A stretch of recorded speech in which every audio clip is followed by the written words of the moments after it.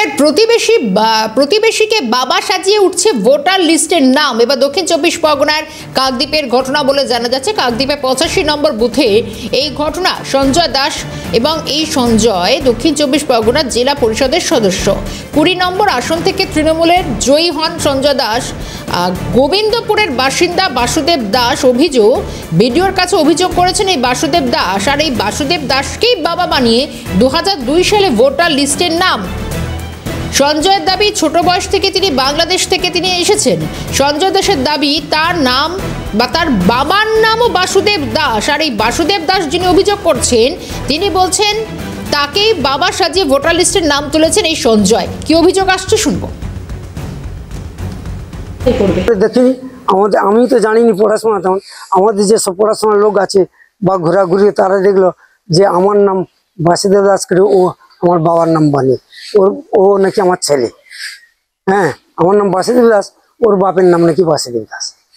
তখন আমরা জানতে পারি আমাকে বাবা বানিয়েছে। আমরা তখন কি করলাম, এবার আমি চিন্তায় পড়ে গেলাম একটা, যে আমার ছেলে, দুটো ছেলে বিয়ে পাস, তারা কোথাও বিদেশে কাজ করে, মেয়েটা জয়নগরে পুলিশের কাজখানটা ঢুকেছে, আমার মেয়েতে মেয়ে পাস, আমার মেয়ে, আমার ছেলে বলে আমার বাবা, কি কথা, এই বলে সবাইকে। বাসুদেব দাস তিনি অভিযোগ করছেন এই সঞ্জয় দাসের বিরুদ্ধে, যিনি বাসুদেব দাসকে নিজের বাবা বানিয়ে ভোটার লিস্টের নাম তুলেছেন। অভিযুক্তের কি বক্তব্য আসছে শুনবো।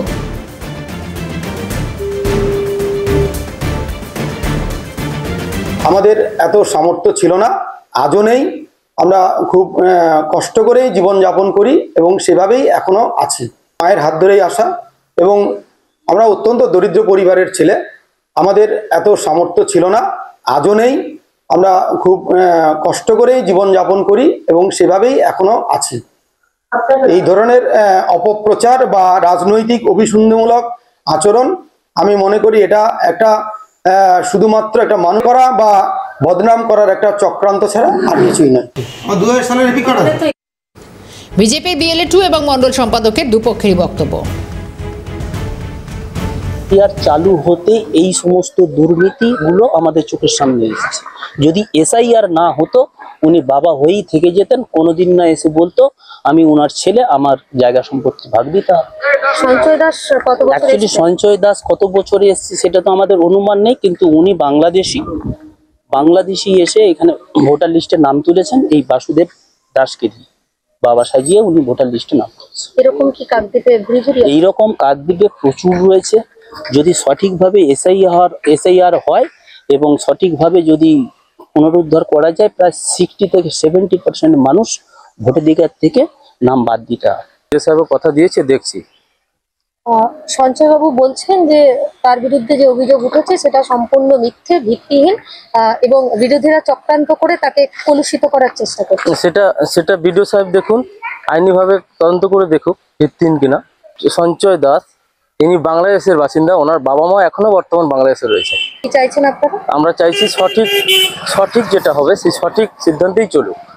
আর এরকম ভিত্তিহীন, এরকম অনেককে বাবা সাজিয়ে তৃণমূলরা ভোটার লিস্টে নাম তুলেছে, এই বিষয়টা দেখুক নির্বাচন কমিশনের একটু নজর দিক।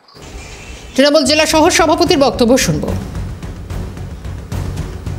বাসুদেব দাস দুজনেই সম্পূর্ণ আলাদা, একই ব্যক্তি নয়। এ ধরনের যে অভিযোগ করা হয়েছে এটা সম্পূর্ণ ভিত্তিহীন।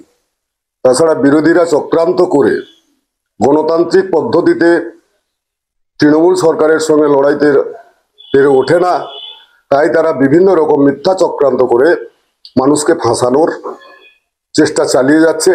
এতে কিছুই হবে না। মানুষ যথেষ্টভাবে বোঝে কোনটা সত্যি আর কোনটা মিথ্যা। এই এসআইআর প্রক্রিয়া চালিয়ে যদি বিজেপি মনে করে তৃণমূলকে হারানো যাবে, মমতা বন্দ্যোপাধ্যায়কে হারানো যাবে, তাহলে আমি বলবো এরা মূর্খের স্বর্গে বাস করছে।